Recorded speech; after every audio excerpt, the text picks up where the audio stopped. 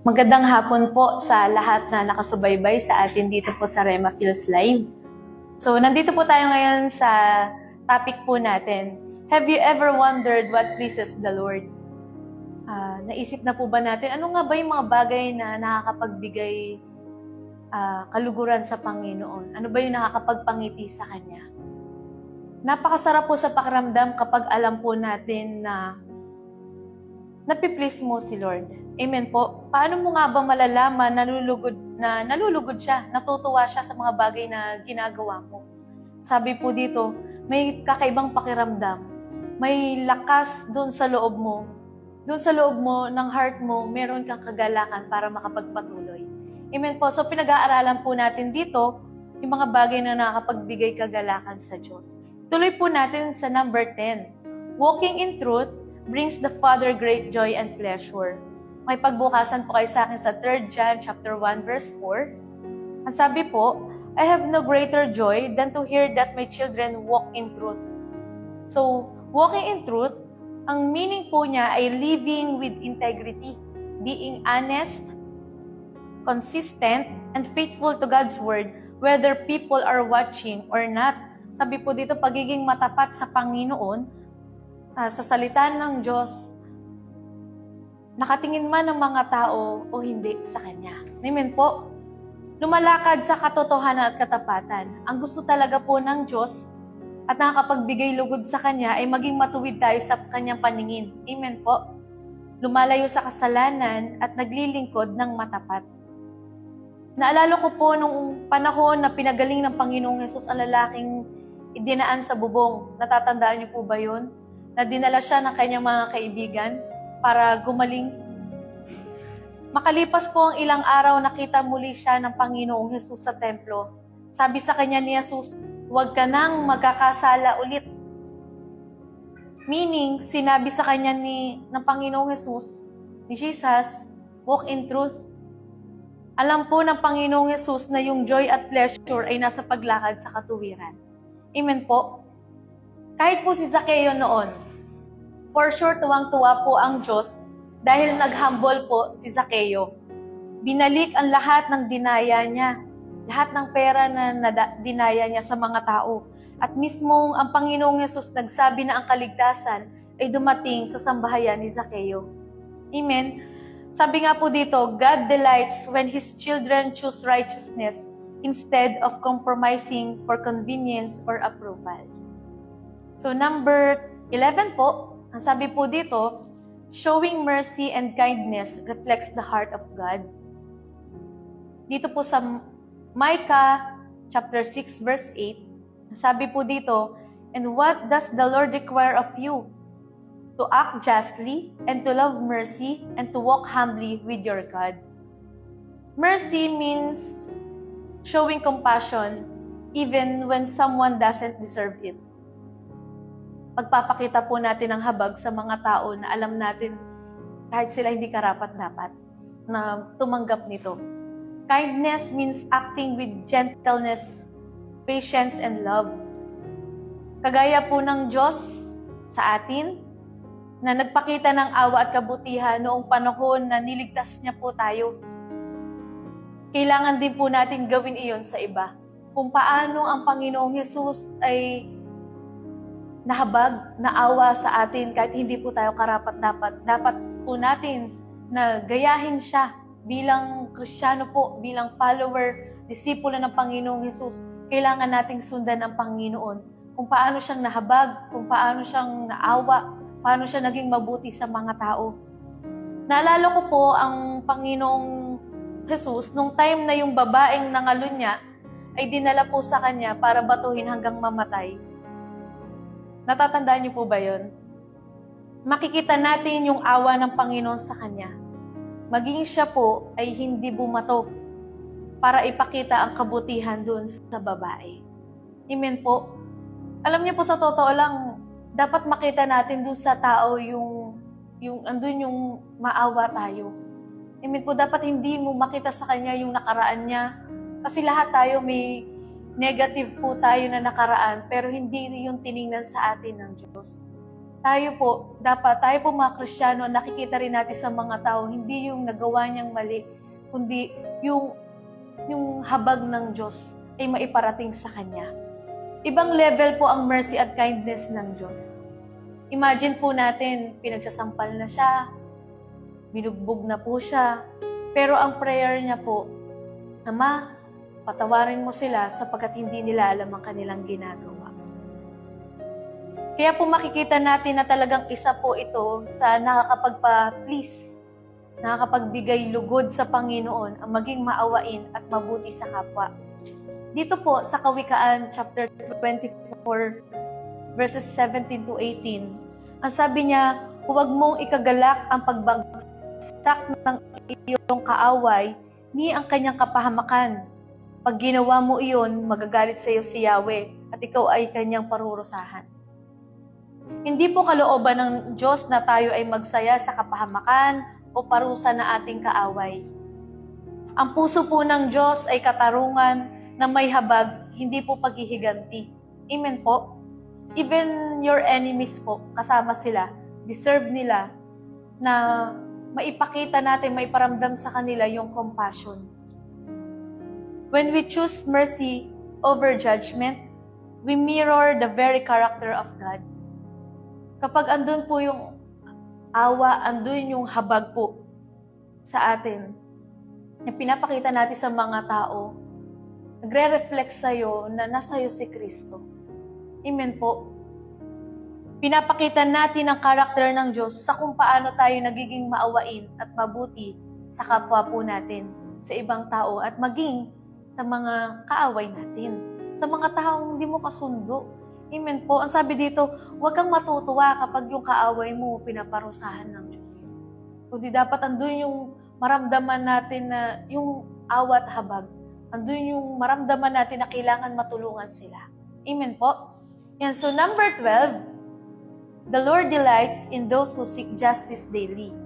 May pagbukas po kayo sa akin sa Isaiah 1 verse 17. Learn to do good, seek justice, correct oppression.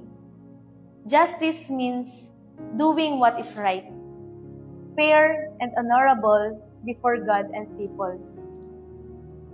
Natutuwa po ang Diyos sa mga taong pinapairal ang katarungan. Hindi po bias. Hindi sa isang panig lang. Nakikinig. Hindi sa isang panig lang nakikinig, kundi nakikinig at magbibigay ng patas na hustisya. Alam niyo po, ito pala yung gusto sa atin ng Panginoon. Pantay ang tingin natin sa mga tao. Amen po. Kagaya po ni Solomon, noong panahon ng kanyang kasagsagan ng paghahari niya, may dalawang nanay na humarap sa kanya. Kasi yung isang nanay, namatay yung anak niya. Amen po, natatandaan niyo po ba yon? At ninakaw niya ang anak nung isa. Makikita po natin sa buhay ni Haring Solomon ang justice. Kasi pareho siyang nakinig, both sides. Hindi agad naniwala sa sumbong ng una, kundi pinakinggan niya yung parehong panig. At alam na natin yung buong kwento po na to. Nalaman niya kung sino ang totoong nanay at nagpataw siya ng tamang katarungan. Imagine po kung gaano kasaya si Lord kasi may napili siyang hari na marunong magbigay ng tamang katarungan. Kasi si Lord po ay makatarungan din. Patas siyang humusga at magpataw ng hustisya. Alam niyo po, gusto pala sa atin ng Panginoon na always kapag makikinig ka, bago tayo mag-judge, pakinggan natin, alamin natin yung parehong panig. Amen po. Hindi tayo nagiging bias. At kagaya po nito, si Haring Solomon, natatandaan niyo po ba yung prayer niya that time? Sabi niya, sabi niya, bata lang ako. Paano nga ba niya naman pamamahalaan, paghaharian yung isang malaking bansa? Bata lang siya. Amen po. Kaya naging panalangin niya, sabi niya, bigyan mo ko nung puso na kayang makadiscern ng tama at mali. Ngayon, dahil sa yun, naging panalangin niya, binigay ng Diyos yun. At nandun yung talino na makapag-judge siya, makapagbigay siya ng justice. ng katarungan. Amen po. Sabi dito, seeking justice daily. Meaning po, consistently choosing fairness, defending the weak, addressing wrongs, and standing against what is unjust. Yung tipong kaya mong tumayo against what is unjust. Sabi nga po nila, kaya mong mag-stand sa alam mong tama at patas. Kahit alam mong iba na ang tingin ng tao sa'yo. Basta alam mo ang tingin ng Diyos sa'yo, ay okay lang. Amen po. Kagaya po nito, sina Shadrach, Meshach, at Abednego, alam nila paano mag-stand sa truth. Alam nila paano tayuan ang katotohanan. Alam nilang mali ang sumamba sa Diyos-Diyosan. Kaya kahit alam nila na itatapon sila sa apoy, still nag-stand firm po sila sa kung ano ang tama, sa kung ano yung alam nila na totoo. Naparusahan po ba sila? Sina Meshach, Shadrach, at Abednego? Yes. Naparusahan po sila ng batas ng kaharian. But eventually po, dahil sa tulong at pagsama ng pabor ng Diyos, dahil natuwa po ang Diyos sa kanila na please ang Lord sa kanila, alam na natin yung kwento. Sila pong tatlo ay niligtas po ng Panginoon. At take note po, sabi ni King Darius, walang ibang Diyos na sasambahin at igagalang sa buong bansa maliban sa Diyos ni Shadrach, Meshach, at Abednego. Dahilan sa tinayuan nila ang katotohanan, ang salita ng Diyos, ang tama, na ipakita nila sa ibang mga tao yung kung sino ang Diyos. Na ipakita nila sa mga tao na sila ay Kristiyano. At tayo po bilang mga Kristiyano, napakahalaga na tayuan natin ang katotohanan. Sa paglakad mo sa katarungan, kagaya po nung tatlo, pinapanalo mo ang Diyos. Pinapakita mo na tagumpay ang Diyos sa buhay mo. Dahilan sa paglakad po natin sa justice. Iba po ang saya ng Diyos kapag may nakikita siyang lingkod niya na nagpapatupad ng patas at tamang katarungan na naaayon sa kalooban at salita ng Diyos. Amen po. So, ano po ba yung mga bagay na nakakapagpapis sa Panginoon? Nasabi po dito sa binasa ko po sa inyo, number 10, walking in truth brings the Father great joy and pleasure. Gusto ng Diyos na lumakad po tayo sa katotohanan at sa katapatan. Number 11, showing mercy and kindness reflects the heart of God. Yung pagpapakita natin ng habag at kabutihan sa mga tao ay nire-reflect mo yung kung sino ang Panginoon. Kung ano ang puso ng Diyos. Sabi nga yung mercy and kindness, yung mercy ito yung compassion even when someone doesn't deserve it. At sa totoo lang tayo yun. Hindi natin deserve yung mercy ng Diyos pero iniligtas niya tayo. Kung paano tayong binigyan ng Diyos ng mercy, kung paano naging malawak ang mercy ng Diyos sa atin, dapat ganun din tayo sa mga kaluluwang ating sinisiran, sa mga miyembro natin. Amen po. At yung number 12, the Lord delights in those who seek justice daily. Gusto po ng Panginoon na tayo po ay lumakad na merong patas na judgment. Ando tayo sa katarungan, katuwiran, at sabi dito, what is right, fair, yung hindi po tayo biased, and honorable before God and people. May nakatingin man o wala, kailangan patas yung ating judgment sa lahat. At andun po yung marunong tayong makinig. Amen po. Ito pala yung mga bagay na nakakapagpasaya sa Panginoon.